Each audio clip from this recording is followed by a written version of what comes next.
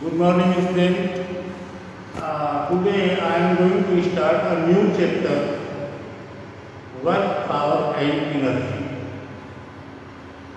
Chapter's name Work, Power and Energy.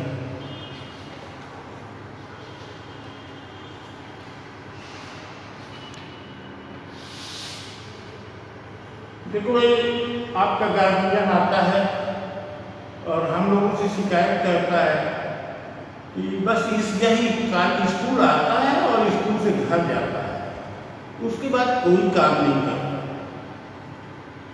मतलब आप कोई कार्य नहीं कर रहे।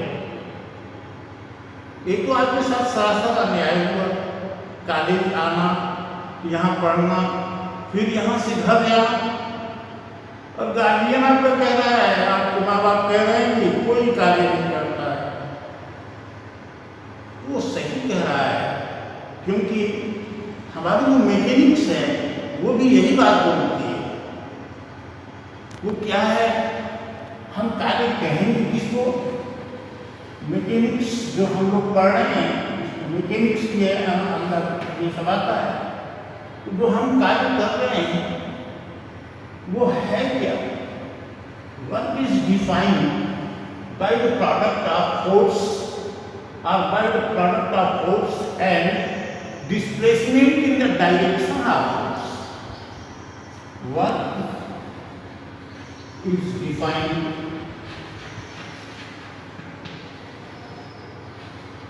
by the product of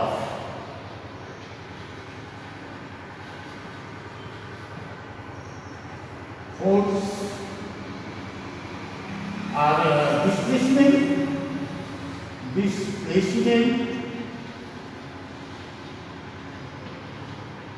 and force in direction of displacement.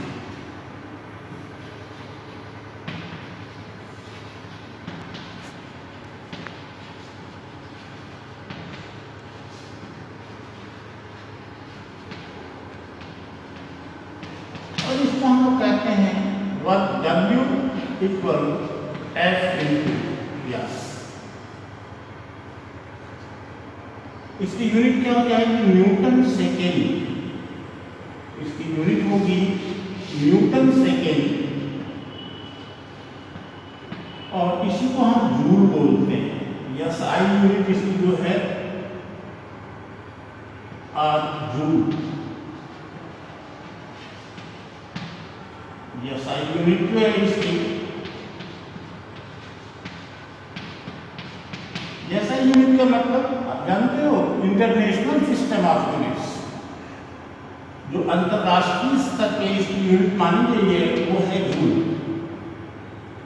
MKS system. CGS system में इसकी यूनिट होती है आवर। In CGS system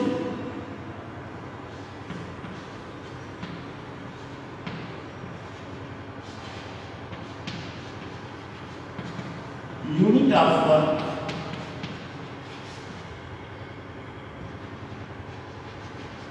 is erg. अब कैलकुलेशन होता है 1 जूल इक्वल 10 पावर 7 अर्थ। ये रिलेशन होता है जूल और अर्थ। अब स्टूडेंट जरा इसको हम लोग देखें तो इसकी डिफिनेशन है displacement multiplied by force in the direction of displacement। तो हमने कहा कि गार्जियन बोलता है कि बच्चे ने कोई काम नहीं किया, आप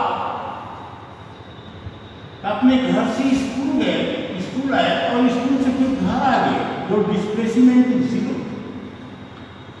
अगर डिस्प्लेसमेंट 0 है तो वर्क डन 0 होगा। ये सरासर अन्याय है, लेकिन क्या किया गया? मैकेनिक्स किसी को डील कर दिया ऐसा। अब देखो, ये सर्कल में कोई मोशन हो रही है, इस पर सेंटीमीटर फोर्स लगता है, इस डायरेक्शन में ये फोर्स लगता है। और जब यहाँ से हम चल करके यही आ जाते हैं तो इस फोर्स द्वारा जो किया गया वर्क है that is zero, work zero. तो आखिरकार में है क्या, वास्तविकता क्या है? जो इसकी डिफिनेशन है उसके आधार पर हम लोग देखिए, ट्रॉली को हम खींचने जा रहे हैं। एक ट्रॉली है उसको हम खींच रहे हैं।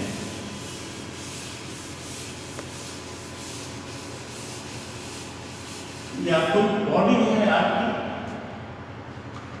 इसको हम जो है एक स्ट्रिंग की सहायता से इसको खींच रहे हैं, तो फोर्स हमारा इस डायरेक्शन में लगेगा student. This is the direction of force. और ये ट्रॉली बढ़ेगी आपकी आगे, देखो यहां से चल करके यहां आ गई,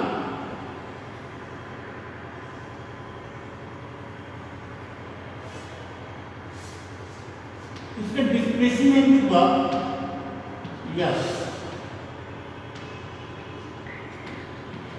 यस इज द डिस्प्लेसमेंट, इसका डिस्प्लेसमेंट यस हो। अब मान लो ये एंगल आपका थीटा एंगल ये फोर्स कर रहा है,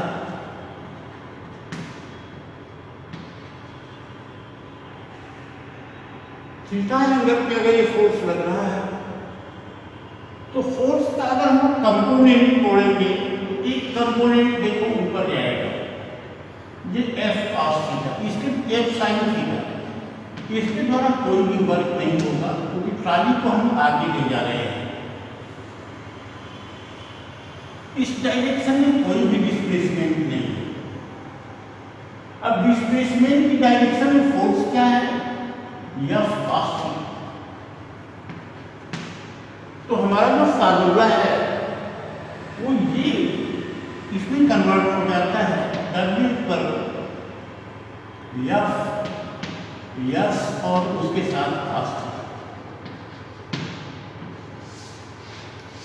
क्योंकि आप 9th में हो, थीटा की वैल्यू, कॉस थीटा की वैल्यू आप नहीं जानते हो, हम आपके लिए लिख दे रहे हैं cos theta means cos 0 degree equal 1, cos 30 degree √3/2, cos 45 degree 1/2, cos 60 degree equal 1/2 and cos 90 degree equal 1 equal 0। ये इतनी वैल्यूज आप इसके लिए याद रखेंगे तो it will be fruitful for you. वैसे तो आप पढ़ेंगे 10th में जाएंगे तो शायद है, आपके 9th में नहीं है मैथमेटिक्स में। अब देखो यहां अगर वर्क जो होगा,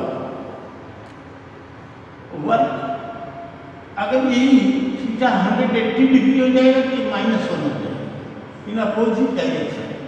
तो अब देखो फोर्स जो हो सकता है, फोर्स में भी 0, फोर्स में भी हाफ, फोर्स में भी वर्क में भी मैक्सिमम, वर्क में भी हाफ एंड वर्क में भी 0 एंड cos 180 की वैल्यू अगर हम लोग निकालें तो ये -1 आती है, मतलब ये force is acting in opposite direction of displacement, in that case work done is negative। अगर डिस्प्लेसमेंट की अपोजिट डायरेक्शन में फोर्स लग रहा है तो जो कार्य होगा वो क्या होगा, नेगेटिव होगा। अब यहाँ आप देखिए कुछ कंडीशन हम आपके लिए लिख रहे हैं। पहली चीज, if force is acting perpendicular to displacement,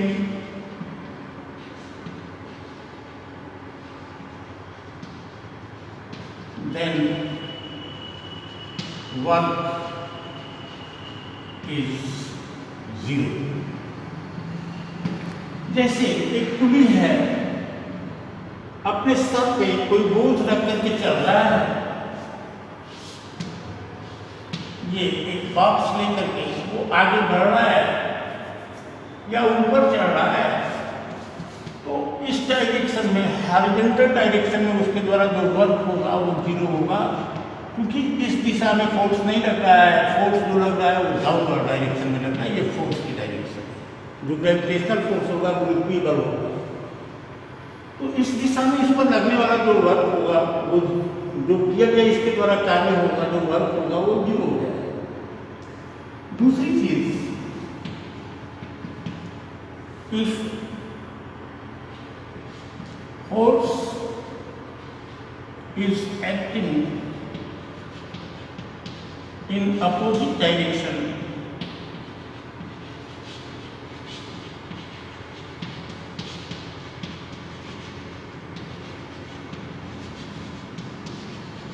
of displacement,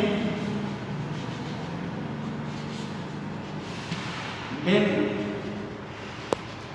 work is negative। देखो ये कैसे,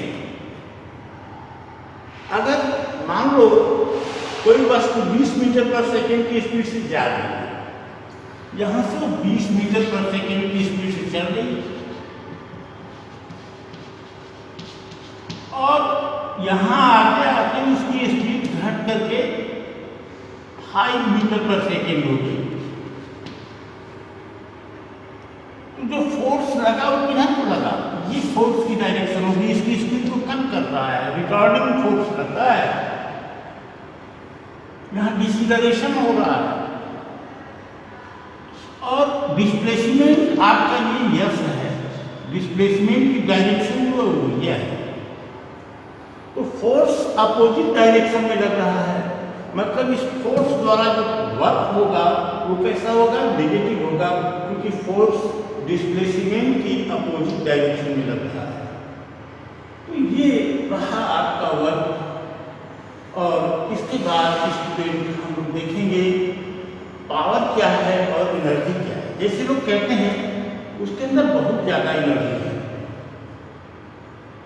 तो एनर्जी और पावर दोनों बात करें तो बहुत शक्तिशाली है, उसके अंदर एनर्जी बहुत ज़्यादा है, लेकिन यहाँ साइंस जो है, जो फिजिक्स है, it differentiate between power and energy.